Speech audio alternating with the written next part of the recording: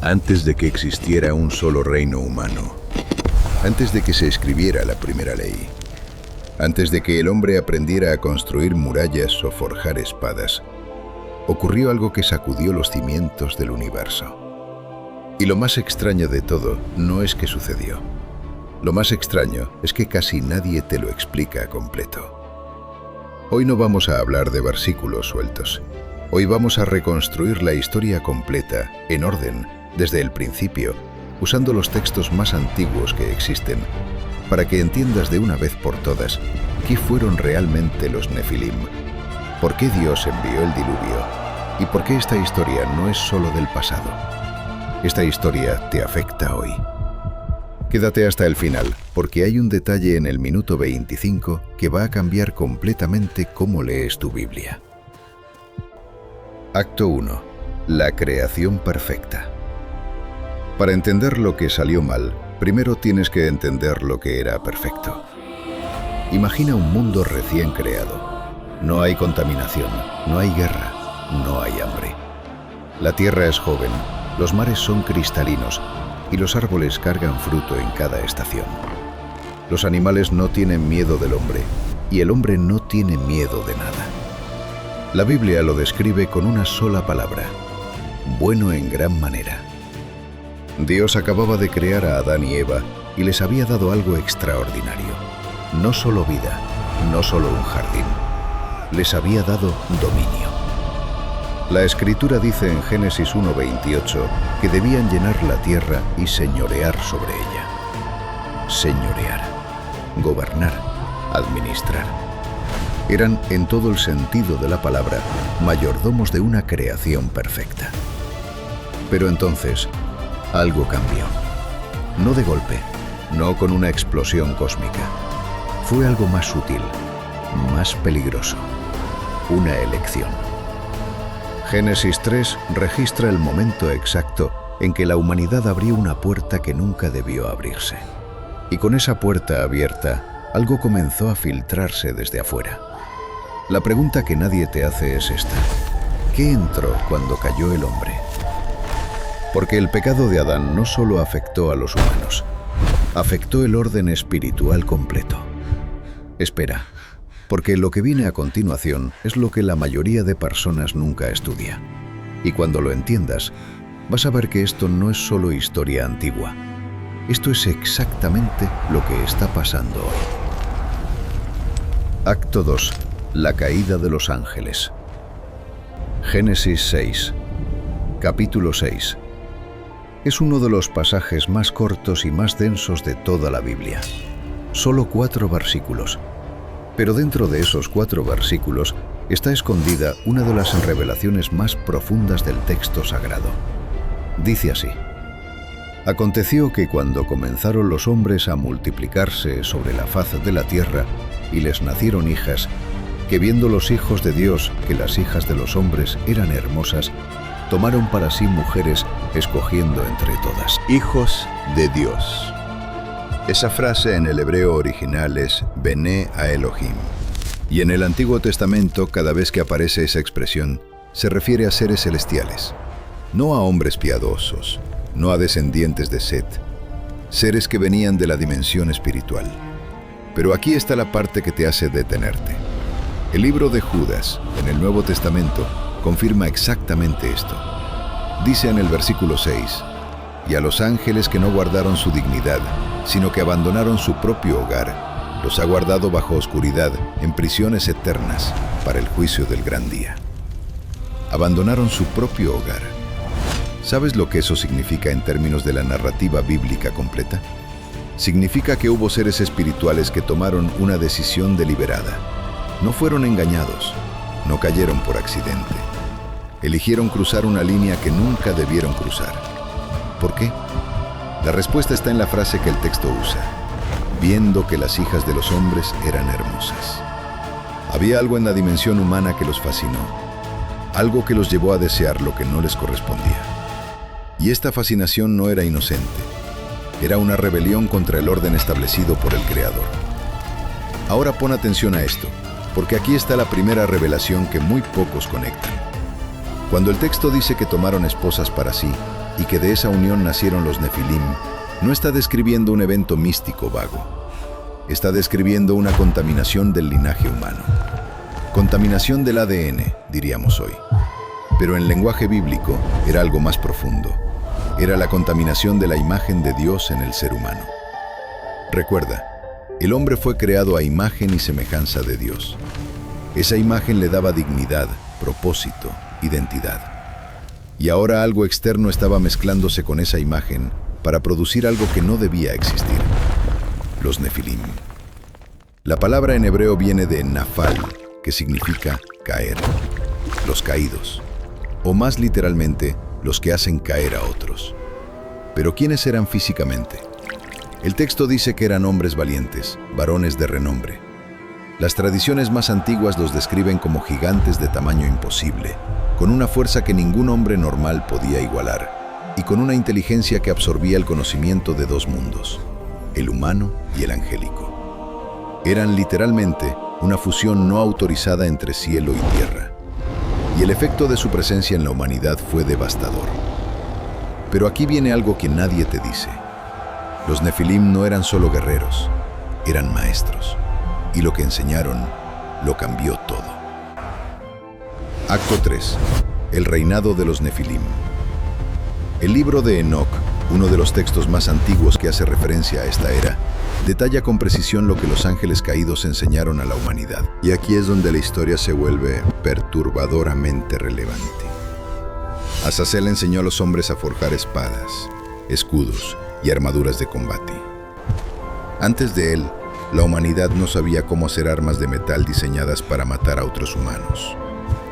También enseñó a las mujeres el arte de los adornos, los cosméticos, las seducciones. Y con eso vino algo que nunca antes había existido en la tierra: la vanidad como instrumento de poder.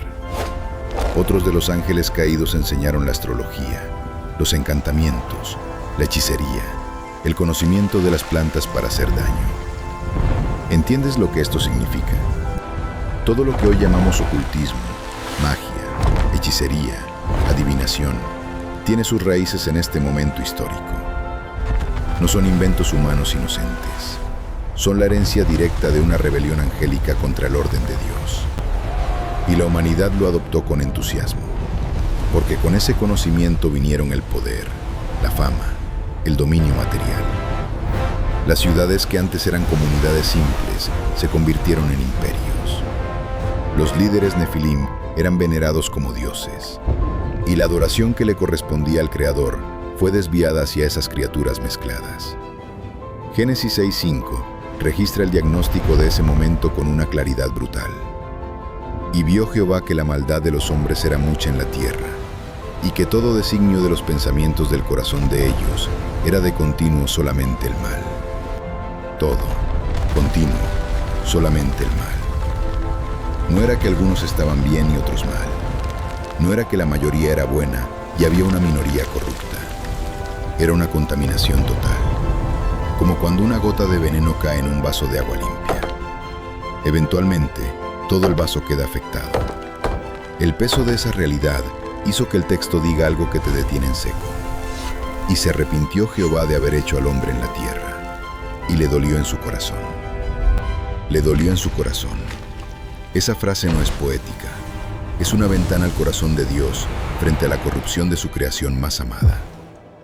El ser que fue creado para reflejar su imagen, ahora estaba tan distorsionado que apenas era reconocible. Pero en medio de ese cuadro de destrucción total, el texto introduce a alguien. Pero Noé halló gracia ante los ojos de Jehová. Una persona, en un mundo completamente corrupto, una sola persona que mantuvo la integridad de su relación con el Creador. Y ese detalle, que parece secundario en la narrativa, es en realidad el centro de toda la historia. Porque aquí la pregunta no es, ¿por qué Dios destruyó el mundo? La pregunta verdadera es, ¿por qué Dios salvó a una familia? Y la respuesta cambia todo. Aquí es donde la historia deja de ser historia. Aquí es donde esto te toca a ti. Porque lo que está pasando hoy tiene el mismo patrón. No son gigantes físicos, pero los mecanismos son exactamente los mismos. Acto 4. El juicio y Noé. El diluvio no fue una rabieta cósmica. No fue un Dios impulsivo que destruyó lo que había creado porque se frustró. Fue cirugía. Fue la intervención de un creador que vio que la contaminación había llegado tan profundo que si no actuaba, el linaje humano completo quedaría irreversiblemente corrompido. Recuerda, la promesa de la redención ya había sido dada en el jardín. Enemistad pondré entre ti y la mujer, y entre tu simiente y la simiente suya. Génesis 3:15. La simiente que aplastaría la cabeza de la serpiente tenía que venir a través de la humanidad. Y si la humanidad era contaminada al punto de que no quedara linaje puro, esa promesa no podría cumplirse. El diluvio fue la protección de la promesa. Y Noé no fue elegido porque fuera perfecto. El texto no dice que Noé no pecaba. Dice que Noé era varón justo, perfecto en sus generaciones.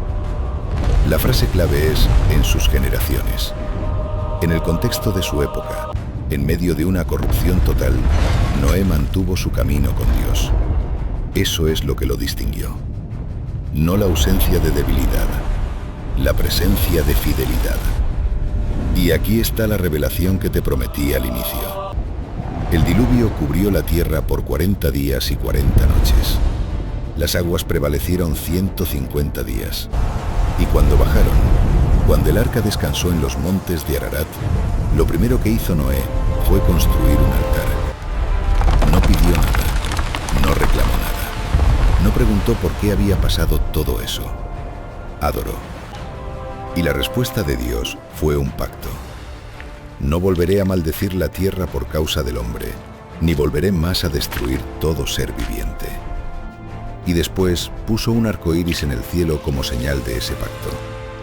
Pero hay algo que casi nadie menciona sobre ese momento. El pacto no fue solo sobre el agua, fue sobre el futuro. Fue Dios diciéndole a la humanidad: sigues teniendo valor, sigues siendo mi imagen, y yo no me voy a rendir contigo. Ese es el corazón de esta historia, no la destrucción, el rescate, no el juicio, la misericordia. Porque desde el Génesis hasta el Apocalipsis, la narrativa de Dios con la humanidad no es la historia de un juez buscando condenar, es la historia de un padre buscando restaurar. Ahora bien, ¿qué tiene que ver todo esto contigo hoy? Todo. Vivimos en un mundo que está siendo saturado de conocimiento diseñado para distorsionar la imagen de Dios en el ser humano. La confusión sobre la identidad, la corrupción de valores fundamentales, el conocimiento oculto normalizado, la violencia glamorizada, la adoración redirigida hacia figuras humanas. El patrón es el mismo. Los mecanismos son los mismos. Solo los nombres cambian. Y la pregunta que Génesis 6 te hace a ti directamente es: ¿en qué lado del patrón estás? ¿Eres parte de la saturación, absorbiendo todo lo que el mundo ofrece sin discernir su origen? ¿O eres como Noé, alguien que en medio de la corrupción total mantiene la integridad de su relación con el Creador? La respuesta no depende de si vas a la iglesia. Depende de si el Espíritu Santo tiene espacio real en tu vida. Depende de si buscas a Dios con el corazón o solo cuando necesitas algo de Él. El diluvio pasó. El pacto está en pie. La promesa fue cumplida. Jesús vino, murió, resucitó, y el Espíritu Santo fue enviado exactamente para lo que necesitas: darte el poder de vivir con integridad en medio de un mundo corrupto. No necesitas ser perfecto, necesitas ser fiel. Eso fue lo que Noé hizo, y eso fue suficiente para que Dios pusiera el futuro de la humanidad en sus manos. Cierre y llamada a la acción. Esta historia no terminó con el diluvio. La Biblia dice que en los días del Hijo del Hombre, las cosas serán como en los días de Noé. La gente comiendo, bebiendo, casándose, sin prestar atención a lo que está pasando espiritualmente hasta que llegue el momento. Eso no es una amenaza. es una invitación a no ser parte de los que no vieron lo que venía, a ser parte de los que sí entienden los tiempos en que vivimos. Si esta historia te movió algo por dentro, si sientes que hay más que descubrir, hay algo que quiero pedirte. Primero, comenta abajo la palabra Noé, porque estamos preparando un estudio más profundo sobre el pacto del arco iris y lo que significa para nosotros hoy, y lo vamos a enviar a todos los que comenten esa palabra. Segundo, si este video te abrió preguntas, si hay cosas de la historia bíblica que siempre quisiste entender, pero nadie te explicó con claridad, suscríbete a este canal. Cada semana publicamos una historia completa, en orden, con el contexto real que a menudo se pierde en los sermones de los domingos. Y tercero, lo más importante, si en algún momento de este video sentiste que algo de lo que explicamos te habla directamente, que la situación de la humanidad en Génesis 6 se parece demasiado a lo que ves a tu alrededor hoy, no lo ignores. Ese reconocimiento es el Espíritu Santo hablándote. El mismo Dios que no se rindió con Noé, no se ha rendido contigo. Busca esa relación, no la religión de los domingos, la relación real, diaria, genuina con el Creador. Eso es lo que cambia vidas, y eso es lo que este canal existe para enseñarte. Nos vemos en el próximo video.